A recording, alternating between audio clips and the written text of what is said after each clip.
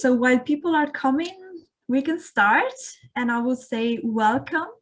Welcome everyone to a new episode of Thriving Thursdays, Multilingualism Matters. If you're new here, I want you to know that this is a project designed by the SIETAR Austria, the Society for Intercultural Education, Training and Research. And my name is Karin Martin, and I'm the host of this Expert Talk series. If you want to find out more about SIETAR Austria and our projects, you can visit our website, sietar.at. But also feel free to contact us if you have any questions or suggestions for our future talks. We agreed that I can record our conversation and will make it available later on YouTube. So I see people are joining us. Welcome, everyone. And we can start because we have a very special guest today. For the first time in the history of SIETAR Austria, I think, we have a magician as our guest. Tobias Grünfelder, Campoverde, thank you very much for joining us. So Tobias is a doctoral student at Zeppelin University, project manager of the Transcultural Caravan, and of course a magician. In collaboration with the Goethe-Institut and the German embassy, he has worked in many different countries as a magical ambassador to promote cultural exchange, but also to teach the German language with the help of magic. And I know that for his shows and workshops, he has developed magical tools to teach languages in an interactive and joyful way. And today is no exception, I guess. So again, welcome, Tobias. Thank you for accepting our invitation. And I would like to start straight away with the first question. How do you combine magic with language learning? The floor is yours.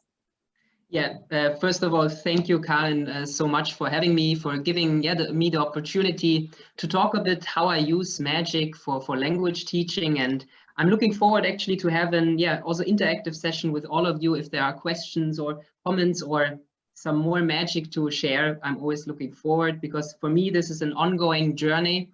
And how do I combine magic with language learning? So first of all, magic for me is about amazing and surprising people, and sometimes magic can make things visible to us that we cannot explain. And I think magic invites us to shift perspectives. And I want to give you maybe a little bit of understanding how I connect magic with language learning. And I prepared a few examples from my workshops and shows I offer often together with the Goethe-Institut for schools who teach German, but also English. And I just want to give you one example, and you should see now my magical slide will float in here. 1 second. So today we will talk about magic of language learning. And I, over the last years, had the opportunity to develop this format together with the Goethe-Institut for different schools and school projects from Brazil to Kenya and different countries. And for me, this was also a learning journey, because I have to tell, first of all, that of course I'm not an expert or a teacher for language learning itself. What I do, I offer magic as a tool to play with language in an interactive way. And over the years, I developed different tools, formats for it. I developed, for example, my own magic coloring book together with an illustrator, where I'm telling stories. And I just want to give you now an example how this might look like. So I give them a character, and we learn, for example, then with the kids these words together. Like in German, you can see the name, der Name, or the journey, die Reise. We learn these words. We also learn together magic spells, which is an interactive, I would say, method also for pronunciation of languages. Like, for example, here, Goethe, 1, 2, 3, heute gibt es Zauberei. And I always combine this with different topics. And here I want to give you an example. So we have, for example, the diversity of animals. Here you can see them all in the German language. And then I take out, for example, one animal. And what is important also for language learning is repetition. So during my show, certain words, certain aspects, wordings are coming over and over again. For this, I actually use also big vocabulary cards during my shows to make it visible. For example, hallo, or hase, rabbit. And then I combine it, as I said, with different topics. And I want to invite you also as a little game for all of you to warm up your mind, a little game which is called Where is the Mouse? In German, Wo ist die Maus? And I have one mouse here, as you can see, but I not only have one mouse, I also have a cat, die Katze. So in this regard, I'm repeating the words again with the kids and so on. So I have one cat, but I actually have another cat. So in total, I have 3 cats, 3 cats and 1 mouse. And now, Karin, I need your help. We play the game, Where is the Mouse? And I just turn the mouse around as a test. 1, 2, 3, 4. Also 1, 2, 3 oder 4. Wo ist die Maus? 4. 4, ganz genau. Die Maus, die ist noch hier. Ne? The mouse is still here. This was the test. And now it's going to get a bit easier. For the start, I put 1 cat away. And I have 2 cats and the mouse. And now, Karin, I ask you again. I turn the mouse around. Okay. And it's going to be a bit more difficult. I take 1 cat over here. 1, 2, 3. Where would you say is the cat? The mouse. The mouse, 2. Oh, 2, ganz genau. 2. Oh, Moment. The mouse already disappeared or is hiding. It's already here. So I'm learning also these verbs like hiding, verstecken. And then we do it again. One last time. Karin, I turn the mouse around. I take 1 cat over here. 1, 2, 3. What?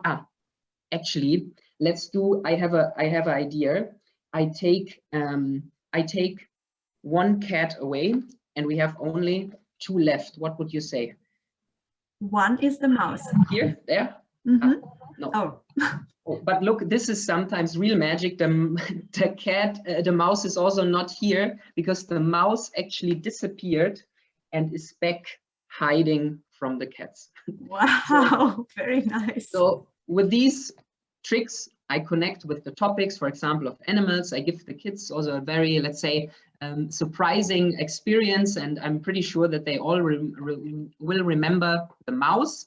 And I also connect this, just to finish this here, so I have these topics where I present, and I also invite in my workshops the kids actually and the teachers to learn little, let's say, tricks themselves. And for example, connected to this, I also invite afterwards everybody, and actually you can also catch a little mouse if you want, and then you can reach under the table of teenagers or also students. It's fun. You can actually do it also with an adult audience. You just reach under the table and say, look, I catched a little mouse.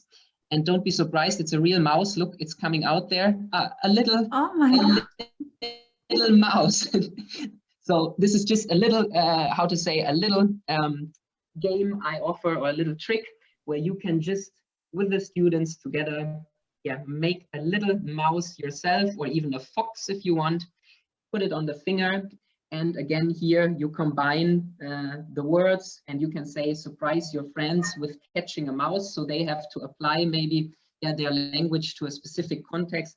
And this is how I structure my magic shows and workshops, and how I try to combine language learning. As I said, a lot has to do with repetition and magic. Wonderful. Thank you, Tobias. I think this is really amazing. And I'm curious to know, where does this idea come from? Did you start first with magic, and how did you come up with this idea?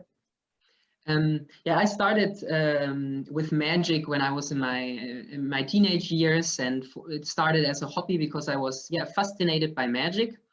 And during my studies, I got in contact with the Goethe-Institutions and the work what they offer, and I realized that performing arts, not only magic, but also, let's say, other acting or improvisation theater, they can offer a lot to schools. and to combine it especially with language learning. And therefore, I developed these different tools. I adapted, let's say, also classical magic tricks to language teaching. So typical card tricks can be also done with vocabulary cards. And I invite the students actually to show these vocabulary cards to each other. So you have to apply the words to another context, and it's a funny interactive way. And for me, as I said, this is an offer for language learning to play with the language in a magical way, actually. Wonderful. But then how do magic, language learning, and cultures go together, right? You mentioned already culture, so let's explain a little bit more. Yeah, I mean, for me, I'm seeing always connections between different topics. I think this is part of my research and my field I'm in. And I realized for me that magic is, or reminds us, as I said already, that sometimes reality is not as we perceive it. Magic shows us how easily we can be actually fooled. But don't get me wrong, this is not the purpose of magic. It's about surprising, amazing people. But it reminds us how easily we can be fooled in our perception. And if it comes to culture and working across culture, we need to be aware that our perception can be easily, not fooled, but really misunderstood, or we even perceive things differently as they are when it comes, for example, also to stereotypes. So I think magic reminds us that we actually also create this reality. So for me, this magical understanding or magical thinking is really a constructive understanding. There are magic tricks that remind us that reality is not as we perceive it, but there are also magic tricks that show us that we create actually things in our head, and maybe in the end, we all want to be surprised. This is what I also hope for. Working across cultures is important. We need to be open, to be amazed. We need to be open to be surprised by the others, because this lets actually, lets otherness, let's say, into us. This is wonderful. What about if you tell us a little bit more about your project, Transcultural Caravan? Maybe you can explain what is it and what you do exactly with Transcultural Caravan. Yes, thank you so much for asking. The Transcultural Caravan is actually a project which was initiated by Professor Josef Wieland at the Zeppelin University over 7 years ago. And the idea is to create, let's say, a hub of global thinking, where we invite students, but also researchers, academics from all around the world for different teaching formats, but also different events, where I think this is what is important, a platform where we can get together and learn and learn from and with each other. And we took this metaphor of the Transcultural Caravan very consciously, because I think the caravan itself is a beautiful symbol of people coming together. They create a sense of belonging for a common project. So they don't have to actually get, let's say, rid or have to overcome their identity. It's really about creating a sense of belonging for a project and traveling together, starting a journey and really having practical experience together. And for this reason, the Transcultural Caravan is a platform with different events. Every year we have the Transcultural Leadership Summit. If you're interested, this will also happen this November, on the 11th and 12th of November this year, with a focus on Southeast Asia, where we invite experts from this region to engage with experts and students from all around the world. And for us, this is, let's say, a journey. And this is what it's about, to really have also this process perspective on cultural complexity. Wow, fantastic. Let me remind the audience that you can also write questions in the chat if you have some questions, if you want to ask anything to Tobias, because I would like to move on to the following question we prepared. And I would like to know your tips about working across cultures. There are many tips, and I think it always depends on the context, but it's a good question. For me, What I always, when it comes to language teaching, for me, teachers, themselves are actually a form. They are artists. They have to sometimes inspire.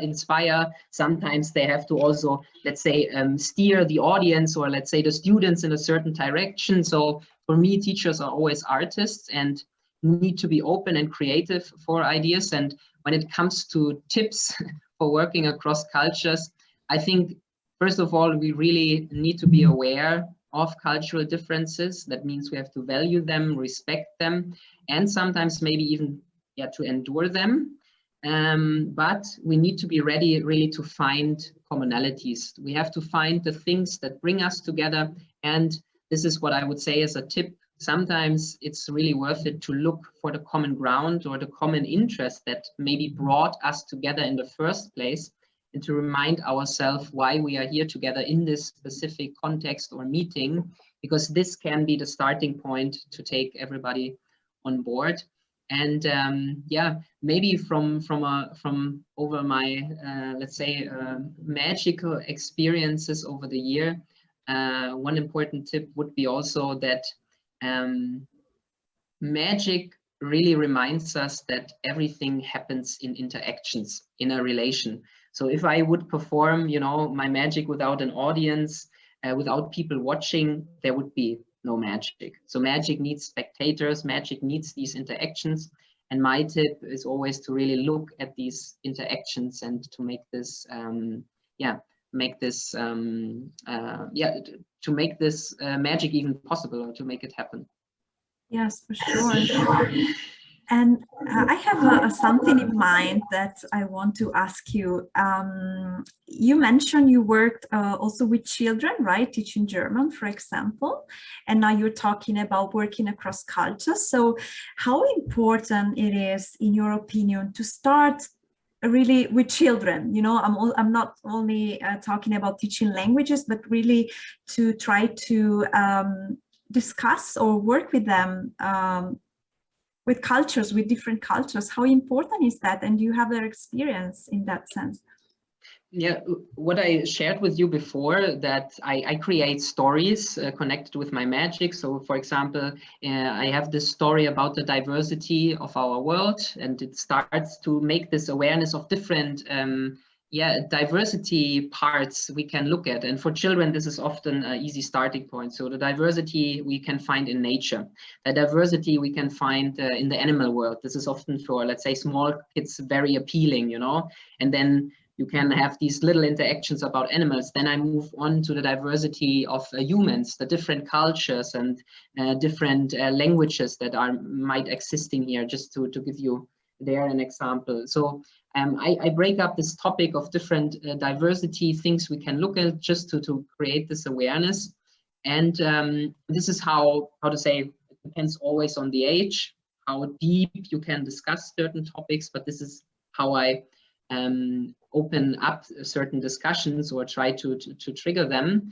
And this is really something I think most of the teachers know. It really depends on the age in the end. But for me, it's about, let's say, opening the space for different discussions, and then I see in which direction it might go. And what I realized as well is that I'm, as a magical ambassador, when I go to certain countries, sometimes it's really already for them an experience to meet someone, let's say from Germany, but then they realize I don't look as a typical German. The first thing they notice, then I have to explain sometimes my artist name, Tobias Campoverde, where it comes from my father. So to also make sure to create this awareness about how complex our world is nowadays. And this, how to say, there are so many points to start a discussion, and I always look what is maybe the age, but also what is their interest in it. Do they want to, sometimes they have a lot of questions to me about Germany, sometimes about magic. And the magic community itself, that's what I'm also reflecting on, is such a diverse field. We have so many great magicians now from Spain, but also from South Korea, from Japan, and all of them, and that's what I also show them, they have their specific style sometimes. And this is what makes it even interesting for the kids or teenager to look at. And then to see all of these different understandings and performances of magic, they all create something beautiful to look at. And it's not actually about judging what is better magic or worse magic. And this is really nice discussions we sometimes have about these topics. Wonderful.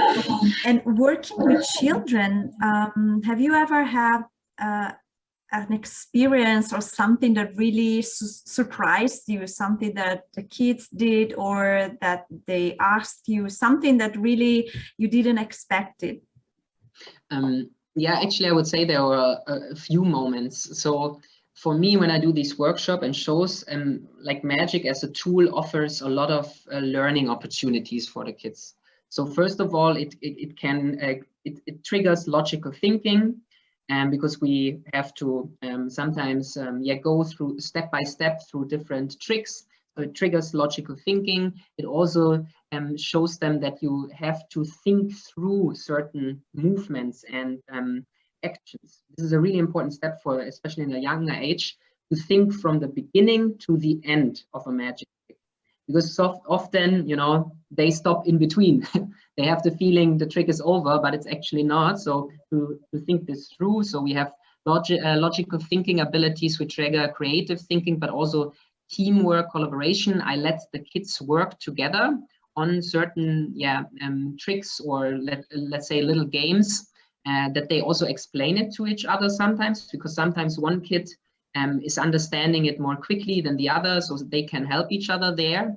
And what is always the really nice moments for me to enjoy is that the beautiful thing is when I also give them always little German sentences or English sentences, for example, they can use to present the trick. So for example, just opening up, hello, my name is Tobias, I'm a magician. And they use these sentences. And for me, it's beautiful to see always when you have this, when they have this moment of confidence, when they have this moment of presenting their little magic trick to the group, and everybody is enjoying, laughing. These are for me always these nice little moments, really beautiful moments. And as I said, this repetition is always helpful, especially in language learning, because I noticed these kids, they often have, let's say, a big variety of vocabularies or words they know, but to apply it to a context, this is the specific challenge for a lot of them. So often when I go with them through the words, they know the words, and then they have to present it or use it in a specific context and combine it. And when I see how to say, I'm sometimes happy, I say, it's not important if the grammar is perfect, I'm not your teacher in this regard. Just try to explain what you do, what you want to tell us. And these are for me the beautiful moments when I see them, when they have a smile, when they are with confidence trying to show their trick or showing their little quiz to the others. And these are really the moments I really enjoy. It's great. I think it's a nice way to overcome this fear of making mistakes, right? So not only in children, but also in adults. How old are the children you work with? This depends really on the school projects, from primary school up to, let's say, teenage years. The teenage years there, I have also really to focus on other topics, on discussions, but it really depends on the age. And you mentioned something very important to me, Karin, that's for me part of learning or dealing with magic. When you start doing magic or magic tricks, or think about it, you will naturally make mistakes. So no magician grew up and, you know, learning a trick and showing it immediately and it works perfectly. It's really about naturally doing mistakes. And this is what I think also magic is helpful for the kids, because you do it naturally, but you can hide also a bit behind the trick and so on. So it's not so much about yourself, you know, in the beginning. It's about understanding. And for me, this is really beautiful to see that in magic, it's natural to do mistakes in the beginning. And just by doing it over and over again, the trick gets better, because you have to always apply a certain trick or illusion to a specific context, to a specific audience. And this is the same with language. You should not be afraid to make mistakes in the pronunciation or in the grammar. Just by doing it over and over again, applying it to different contexts, it's getting better. Yeah, I really see clearly the similarities between language learning and magic. It's great. Tobias, we only have 3 minutes. So I really would like to close with one more question. The question is how to stay positive in this changing world in spite of, as you know, negative, devastating events like the one we had in the past 1.5 years. What's your opinion about that? How would you close positively? I would say magic can help, but actually, some researchers from America found out actually that people who are open to be amazed are more helpful and more social. So they conducted a study where they just invited 2 groups of people to go for a walk every day, around 10-15 minutes. And the one group, they told that they should just be open for the surprises, for the environment. And they conducted this little study over a few months, and it turned out the group which is more open for the environment and is ready, let's say, to be and to get surprised, was much more involved, much more helpful and social, and had, like, say, a better psychological well-being. So for me, magic reminds us that we have to stay open also to be surprised by the others, by the situations. And we often, maybe we sometimes not often see these little magical moments. And it can be that, let's say, an email disappears magically or appears somewhere else magically. So it's just sometimes maybe about changing the perspective and be open, yeah, for surprises. Wonderful. Thank you very much, Tobias. So I'm gonna copy and paste in the chat some of your contacts so people will find out more about you. But I'm curious to know, before we close, when is going to be your next magic show? And where? Thank you. It's a good question. Actually, the last 3 days I was working in Lithuania, also actually back in schools, which was really nice to finally be with the students, also, of course, under all the Corona regulations, but it was also nice to see real people again and to interact. I will have a few online shows. I offer these online shows for organizations. And actually, you can see me also during the Transcultural Leadership Summit in November, where we'll have a little magical surprise keynote. And this is, I think the Corona pandemic also changed, I would say, the whole magic community and how we operate and what we offer, being online now or hybrid, or finally also getting back on real stages. But this is also, let's say, still an ongoing challenge for our field. Yes, great. Well, I go back to the main screen, main view, and I want to thank you so much. I see our colleague Sveta is here. Thank you, Sveta, for being here. Thank you, Colin. Thank you, everyone. Tobias, it was really, really interesting, really magical. I think you inspired us a lot. What is that? Do you have a final trick for us? I have a final culture magic trick for us. Yeah, let's do it. Shall I pin you so we can see you better? Yeah, this is just like a metaphor I think we all know. Often, you know, I'm also talking with students about what is culture. And I think we all know the metaphor, culture is a collective programming of the mind. And actually I have here, this is my own, I downloaded it, my own cultural, let's say, disc.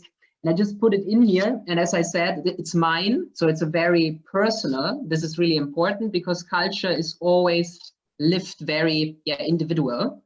And culture is, let's say, an ongoing